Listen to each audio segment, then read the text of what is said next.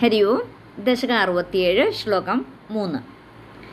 രാധാഭിതാന്താപദജാതഗർവാമതിപ്രിയം ഗോപവധൂം മുരാരേ ഭവാനുപാദായ ഗതോ വിദൂരം തയാ സഹ സ്വൈരവിഹാരകാരീ. രാധാഭിധാം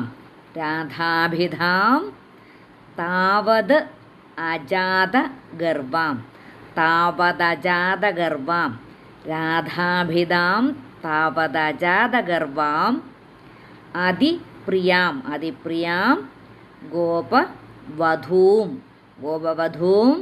മുരാരേ. അതിപ്രിയാം ഗോപവധൂം മുരാരേ ഭവാനുപാദായ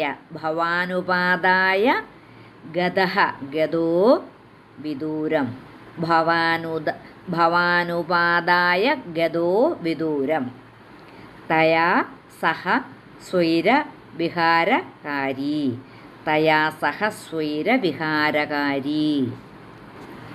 രാധാഭിതാന്താപദജാതഗർവാമതിപ്രിയം ഗോപവധൂം മുരാരേ ഭവാനുപാദായ ഗതോ വിദൂരം തയാ സഹ സ്വൈരവിഹാരകാരീ.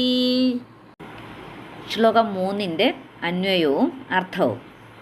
മുരാരേ ഭവാൻ താവത് അജാതഗർവാം അതിപ്രിയാം രാധാഭിധാം ഗോപവധൂം ഉപാദായ തയാ സഹ സ്വൈരവിഹാരകാരീ വിദൂരംഗതഃ.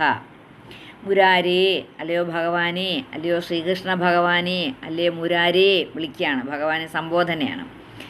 ഭവാൻ താവത്, അവിടുന്ന് അപ്പോൾ അജാതഗർവാം അതിപ്രിയാം രാധാഭിധാം ഗോപവധൂം ഉപാദായ.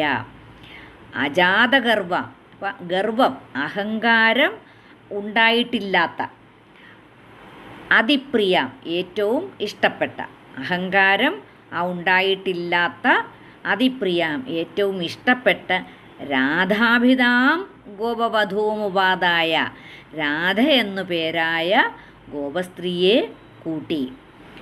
അപ്പം അജാതഗർവാം അതിപ്രിയാം രാധാഭിധാം ഗോപവധൂം ഉപാദായ, ആ രാധയും കൂട്ടിക്കൊണ്ട് തയാ സഹ സ്വൈരവിഹാരകാരീ വിദൂരംഗതഃ. തയാ സഹ, അവളോടുകൂടി, സ്വൈരവിഹാരകാരി, ആ സ്വൈരമായിട്ട് രമിച്ചുകൊണ്ട് കുറേ ദൂരത്തേക്ക് അകലെ മാറി പോയി. അപ്പോൾ ഈ ഭാഗവതം മൂലത്തിൽ രാധ എന്ന പേര് എടുത്തു പറയുന്നില്ല, ഒരു ഗോപസ്ത്രീ എന്നേ പറയുന്നുള്ളൂ. എന്നാൽ എഴുത്തച്ഛൻ്റെ കിളിപ്പാട്ടിൽ രാധ എന്ന് തന്നെ പറയുന്നുണ്ട്. അല്ലയോ മുരാരേ, അവിടുന്ന് അഹങ്കാരമില്ലാത്തവളായ രാധ എന്ന ഗോപികയെ കൂട്ടിക്കൊണ്ട് കുറേ അകലെ പോയിട്ട് സ്വൈര്യമായി ക്രീഡിച്ചുവല്ലോ.